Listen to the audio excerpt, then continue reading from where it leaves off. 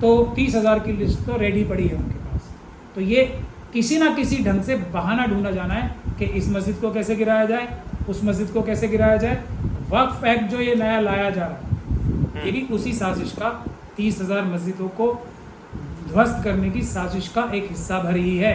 इसका मतलब मैं ऐसे देखना चाहूँगा, अगर मध्य प्रदेश ये बुलडोज़र के अपराध करने में टॉप पे चल रहा है तो वहाँ के मुख्यमंत्री जेल जाने की जो लिस्ट है उसमें भी टॉप पे खड़े हैं।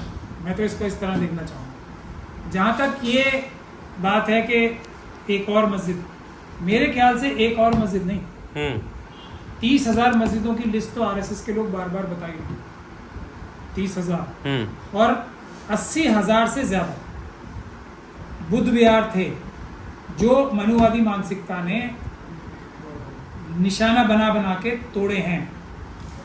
तो ये बात बुद्ध विहारों से सीख लेने की ज़रूरत है मुस्लिम समाज को। अगर वो नहीं लेंगे तो 30,000 की लिस्ट तो रेडी पड़ी है उनके पास। तो ये किसी ना किसी ढंग से बहाना ढूंढा जाना है कि इस मस्जिद को कैसे गिराया जाए, उस मस्जिद को कैसे गिराया जाए। वक्फ एक्ट जो ये नया लाया जा रहा है ये भी उसी साजिश का 30,000 मस्जिदों को ध्वस्त करने की साजिश का एक हिस्सा भर ही है।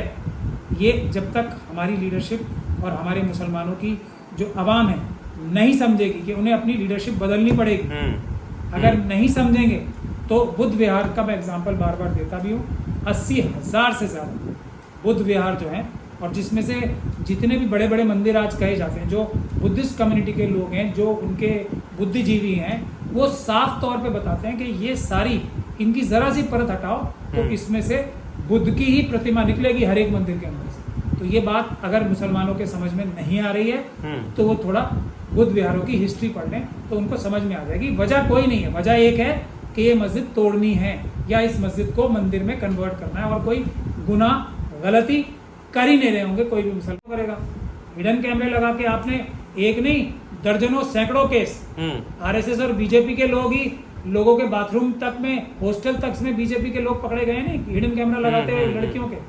तो ये तो आजकल टेक्नोलॉजी का दौर है।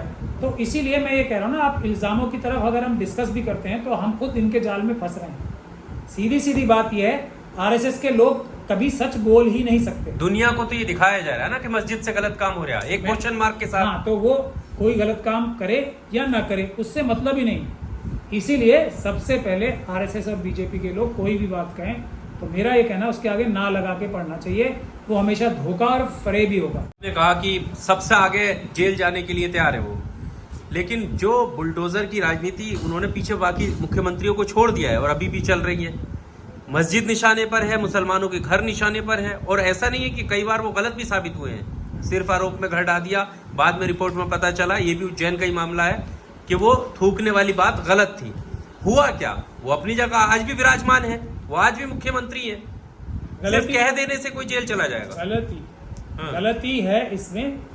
मैं जो पीड़ित लोग हैं उनकी भी गलती इतनी नहीं मानता। गलती है सभी सेकुलर पॉलिटिकल पार्टीज की, गलती है मुस्लिम समाज की, शेड्यूल कास्ट समाज की, जो लीडरशिप है शेड्यूल ट्राइब समाज की, उनकी लीडरशिप। ये जो आपने वो जो अभी एक उदाहरण दिया जो थूकने वाली घटना का, अब वापस एफआईआर कराई क्या उन लोगों ने? ये क्या उन लोगों का, मकामी लोगों का काम है? ये काम है हमारी लीडरशिप का, जो हजारों करोड़ रुपए फंड्स लेती है मुसलमानों की हिफाजत करने के लिए। उन्होंने वापस केस क्यों नहीं किया? मैं तो खुलेआम कह रहा हूं ना, अगर उनको वकील नहीं मिल रहे तो कोई ऐसे वकील ढूंढ लेना जो करने को तैयार है, लेकिन उनसे तो वो करना नहीं चाहेंगे क्योंकि सांठ गांठ तो उनकी भी है ना, सिर्फ दिखाने के लिए नहीं, सिर्फ पब्लिसिटी करने के लिए काम करने हैं, एक्चुअल रोकने के लिए तो काम करने नहीं। जैसे अभी छतरपुर वाला मामला था, सुप्रीम कोर्ट की टिप्पणी आती है कि ये गलत है, गैर संवैधानिक है, ऐसा नहीं होना चाहिए। और जिसका घर टूट गया ठीक है, आगे से अगर नहीं भी होगा तो ठीक है, लेकिन जिसका टूट गया उसके लिए सुप्रीम कोर्ट ने क्यों नहीं कहा? क्यों गिरफ्तारी की बात नहीं करी या मुकदमा करने की बात नहीं की, या जो जिनका घर गिरा है उनके मुआवजे की बात नहीं की कि जिनका गलत हुआ है उनको सरकार जो है वो मुआवजा दे या उनके खिलाफ कार्रवाई कोर्ट में पेशी हो उनकी या कुछ हो? ऐसे इस तरीके की टिप्पणी क्यों नहीं आई? टिप्पणी का एक तो कोई वैल्यू नहीं होती, टिप्पणी की कोई कानूनी हैसियत और औकात नहीं होती। हाँ। सुप्रीम कोर्ट के जजेस जब तक ऑर्डर पास नहीं करते तो जो संविधान का अनुच्छेद 142 है ना, उसकी ताकत नहीं आती। ये तो उस प्रकार से है जैसे कि मोदी जी ने बोला 15 लाख दूंगा मैं, और अमित शाह जी ने अगले दिन आके बोल दिया कि ये तो जुमला था। मतलब बेवकूफी इस पर खुश होना नहीं कि मतलब जो लोग ये समझ रहे हैं कि नहीं सुप्रीम कोर्ट ने तल्ख टिप्पणी कर दी। नहीं, मेरे ख्याल से तो इससे और नुकसान होगा। सुप्रीम कोर्ट में ये केस डालते ही इस बुलडोज़र की जो प्रथा है, इसमें आरएसएस और बीजेपी का और बुलडोज़र चलाने वालों का हाथ मजबूत करने की कार्रवाई है ये। क्योंकि इसी के साथ साथ एक और भी टिप्पणी हुई थी, उसी बेंच ने की थी कि यूपी गवर्नमेंट का जो एफिडेविट है वो बहुत अच्छा है। और आप समझ सकते हैं जो इजराइल से सीख कर सबसे पहले बुलडोज़र की जो कार्रवाई है वो तो यूपी ने ही शुरू की थी ना, और उसका एफिडेविट पे अच्छे होने की भी टिप्पणी आई है। तो जो चीज़ कानून की धाराओं में अपराध है उसको अब किसी ना किसी तरीके से सुप्रीम कोर्ट की गाइडलाइंस आकर उसको जस्टिफाई करेंगे कि हाँ ये अपराध इस तरीके से किया जाना है। जो सीधे सीधे अपराध है उसके लिए गाइडलाइंस की क्या आवश्यकता है। अब मतलब अपराधों को भी अपराध करने के लिए भी एक तरीका बता दिया जाएगा कि इस प्रकार से अपराध करो। अदरवाइज सीधा सीधा जैसे हम बोल रहे हैं, सब लोगों के खिलाफ मुकदमे दर्ज होने चाहिए थे, उनको जेल भिजवाने की तैयारी होनी चाहिए थी।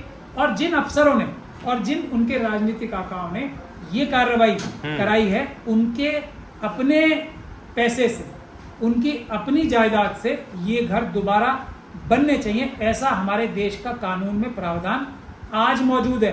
तो क्या गाइडलाइंस लेने गए हैं ये लोग, इन्हीं से आप पूछिए। मेरे ख्याल से ये सवाल इनसे पूछना चाहिए कि आप अपना नुकसान करने बार बार सुप्रीम कोर्ट क्यों जाते हैं। लेकिन सर इस्लाम कहता है कि अवैध जगह पे हम मस्जिद या मरकज नहीं बना सकते, तो फिर ये अवैध कैसे हो जाते हैं सर? देखिए यही तो मैं बता रहा हूँ। ये तो आप इसको देखना किस तरीके से चाहिए। कोई भी मस्जिद है तो इसका मतलब पहले मुस्लिम समाज के लोग छानबीन करते हैं अच्छी तरीके से कि अपने पैसे से ही ये मस्जिद बने, तो एक प्रिजम्पशन आती है कानून में। अब उसको उल्टी तरीके से आरएसएस और बीजेपी के लोग पढ़ते हैं कि ये तो जबरदस्ती कह देंगे कि ये जगह अवैध है। मतलब इसके लिए तो कोई भी कानूनी कार्रवाई या इसके लिए कोई इन्वेस्टिगेशन तो करनी नहीं, ये जगह अवैध है इसलिए मस्जिद अवैध हो गई। अवैध जगह पे मस्जिद नहीं बन सकती। हालांकि जो सच्चाई वाली बात है, जो सही बात है वो ये है कि कोई मस्जिद अगर कहीं बनी हुई है तो ये प्रिजम्पशन आती है कि मुसलमान के, क्योंकि धर्म में इस्लाम में मना है गलत जगह पे मस्जिद बनाना, तो वो मस्जिद कभी गलत जगह पे बनी नहीं सकती। तो ये है चालबाजी जिसका जवाब हमारी जो कॉम्प्रोमाइज जो लीडरशिप है वो कभी सीधा देती नहीं है। अब जाके लीडरशिप है या मौलाना मौलवी है ये और नेता है आपके? ये इमाम का मतलब लीडर ही होता है ना। अच्छा, इमाम नहीं यार, लीडर लोग राजनेताओं को समझ लेते हैं ना। राजनेता भी लीडर होते हैं लेकिन इमाम भी लीडर होते हैं, उन्हीं की जिम्मेदारी है ना ये सब। उनकी ज्यादा जिम्मेदारी है। और जो पॉलिटिकल लोग आज के दौर में पॉलिटिकल लीडर्स की ज्यादा बड़ी जिम्मेदारी है। लेकिन क्योंकि हमारा समाज जो है अभी भी अपने धार्मिक रहनुमाओं की बात सुनता है, तो धार्मिक रहनुमाओं की भी जिम्मेदारी उतनी है। उन्हीं का दोष है, कुछ अच्छाई होगी तो उन्हीं की तारीफ है, कुछ बुराई होगी तो दोष भी उन्हीं का है। आम आवाम का दोष नहीं ठहराया जा सकता।